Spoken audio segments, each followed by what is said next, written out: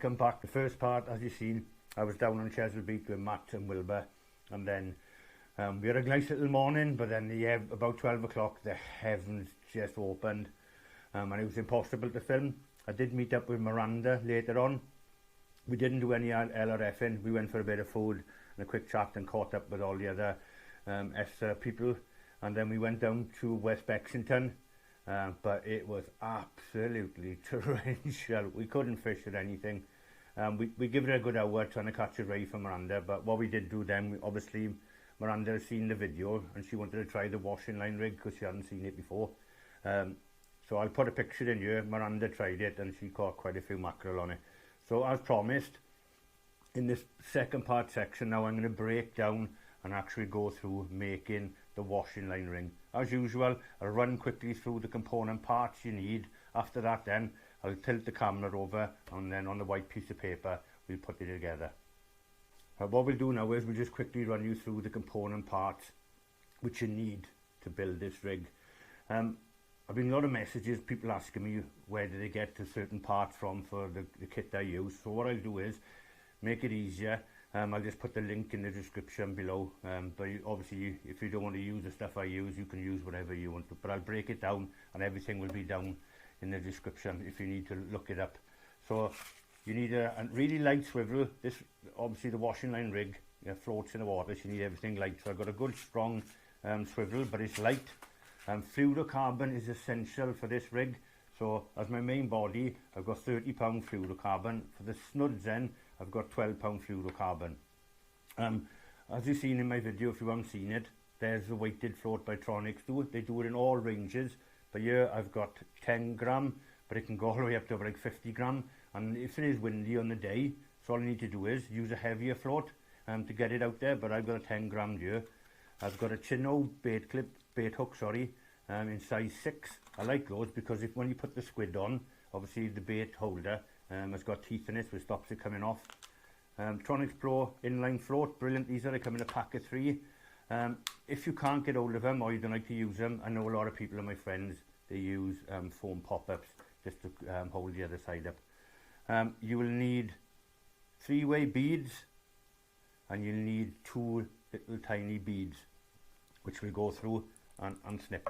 That is all you require to make this rig. So simple, so easy, but so effective. So what we'll do is now I'll adjust the camera so down onto the card here, and then we'll talk through building it.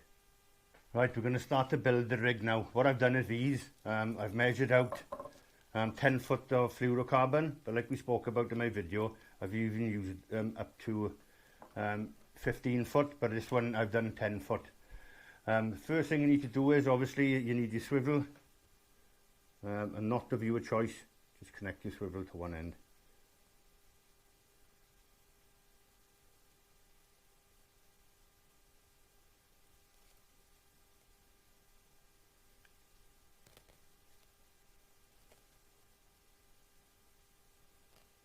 Not of your choice, lube it up as well.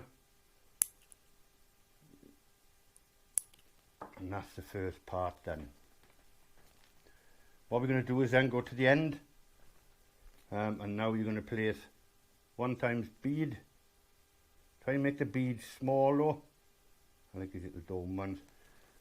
Yeah, I don't want no heavy beads because obviously you want this to float, and slide that all the way up. And then your inline float or your pop-up beads, these are brilliant. You just feed the line through like so, and then so you got it like that. Next thing, your other bead, and these are just to trap the inline float, because the inline float is what connects to your main line and to your rod. So then you have got it like so.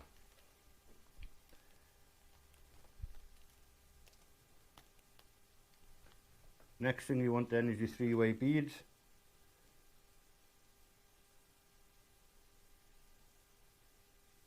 Excuse me, I have to take my specs off for this. They're right small holes.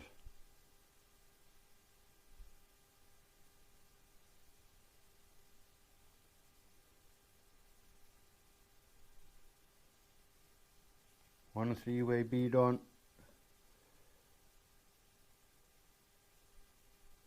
Getting old is terrible. I've got reading glasses now.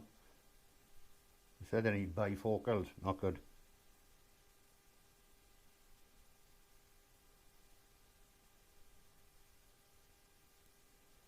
That's the next one on.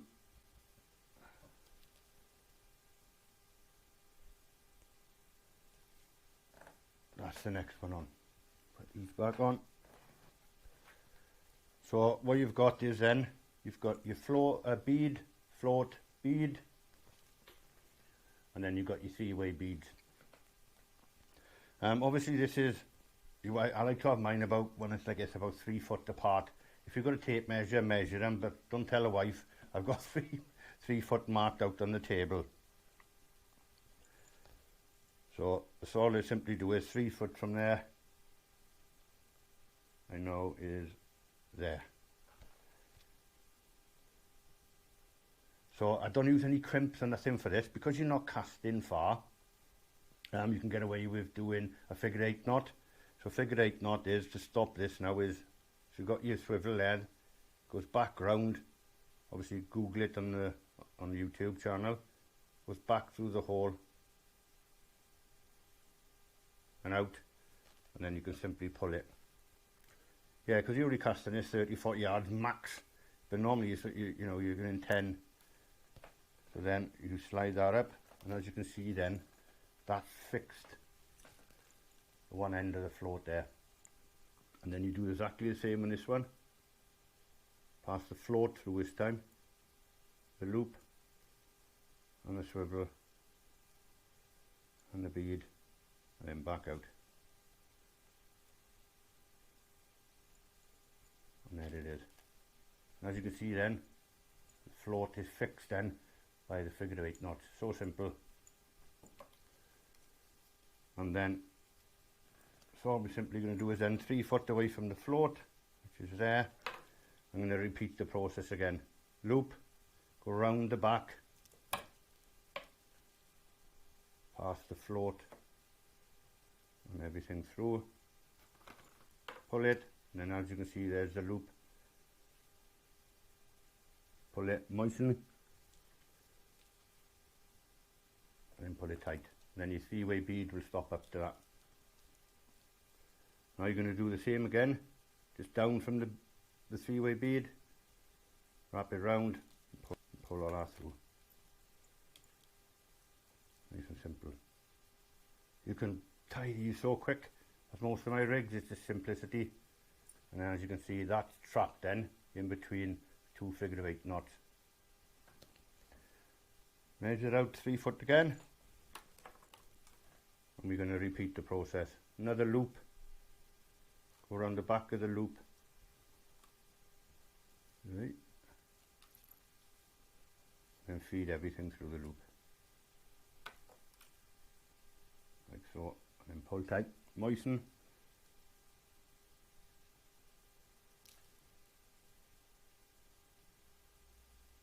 and then this one now, because that's getting quite long, so I always start from the shorter end now, but it's exactly the same process. Round the back, through the loop,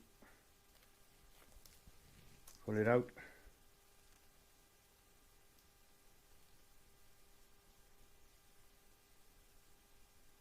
put the through-way bead through the loop, and then tighten.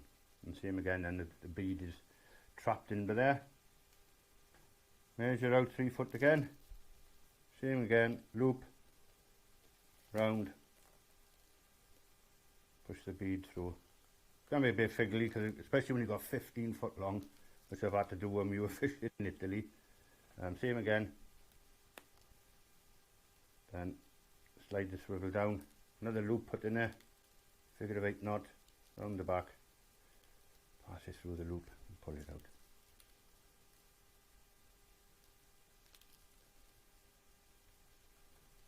Moisten, done. How simple is that? And that is your rig done now.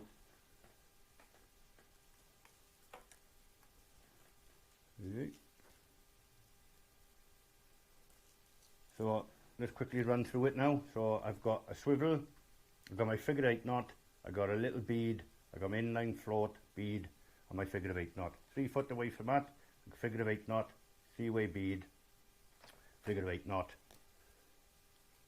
figure 8 knot, bead, figure 8 knot, figure 8 knot, 3-way bead, figure 8 knot, and then that comes down to the end. And then simply so all we have to do is then you get your weighted float. I always go through the bottom and attach your weighted float. With a knot of your choice. Lube, pull, snip. So that's your casting weight now, and we just spoke about everything's done there. The next process which we're going to do now is attaching the snoods, and I'll take you through that now. Attaching the snoods, as we've talked about, I got 12-pound fluorocarbon. So you get to your first bead, which is there, and take my specs off, and then you feed it through the hole, like so. I haven't cut nothing yet because it's still attached to that, because the knot I like to use is whatever knot you use. I simply tie a loop in it, like so, and then go through the loop 6 times.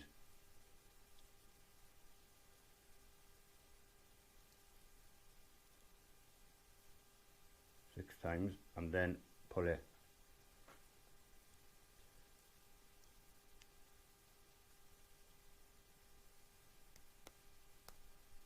And there you have the knot there, like that. Snip the tag end off. I always leave it like wires attached there, because then you're not, if you do use too much line this side, you're not losing line that side. So then, as you can see, that's going through the figure 8 knot. And then I like to have them about 10 inches. Snip it off.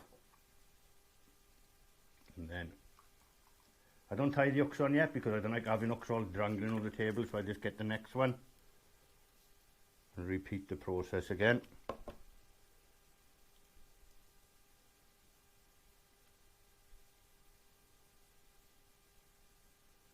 Push it through, pull it out, loop it over itself, and go through it. If you find another easier knot which you're comfortable with, totally use it, but obviously this is what I find easier for me. Lube it.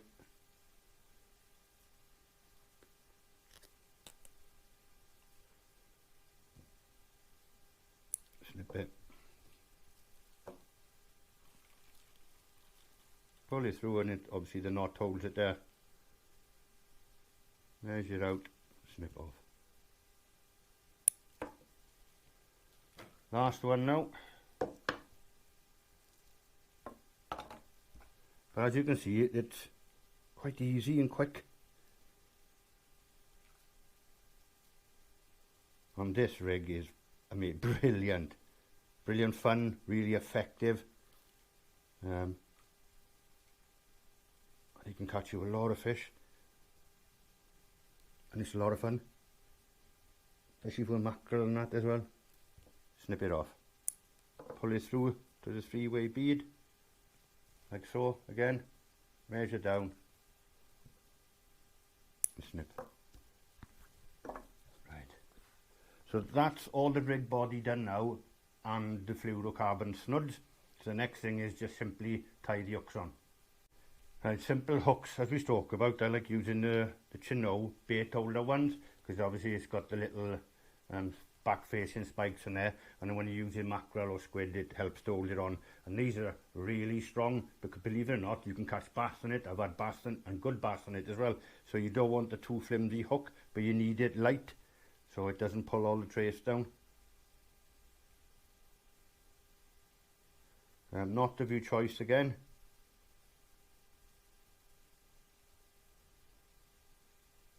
But if you watch my video when I was doing it, top tip is make your bait which you're using as thin as possible. You practically just want the skin, and if you're using squid, really thin strips of squid, because you want it to flutter in the water like a piece of white bait.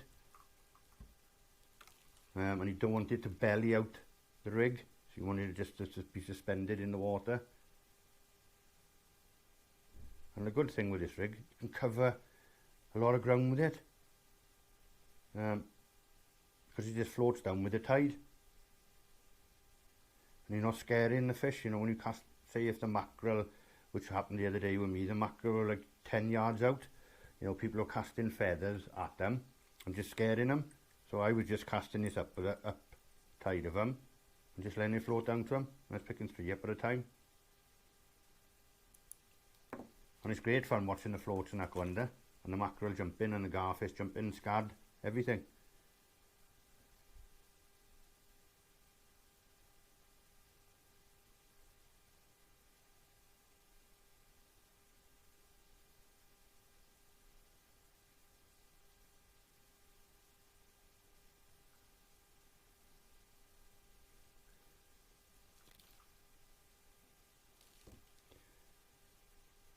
And that's it. That is the rig fully built. I'll quickly run it through it again, but that is quick and easy, and you can do these quite quickly going throughout the day, and always have one in your box if you go to Chesil, if you go down to Preston Beach, Southbourne or anything. This can be absolutely deadly. So I'll quickly run you now all of it put together, and then that's the rig done. Right, that's the rig fully done. I'll quickly run you through it again now. So you start off with your swivel. It comes down to a figure of 8 knot, then a bead, then an inline float, and then a bead, then a figure of 8. Comes down 3 foot. I've got a figure of 8 knot, 3-way bead, and that's where my snood comes down to my size 6 hook. 3 foot away from that, I've got a figure of 8 knot.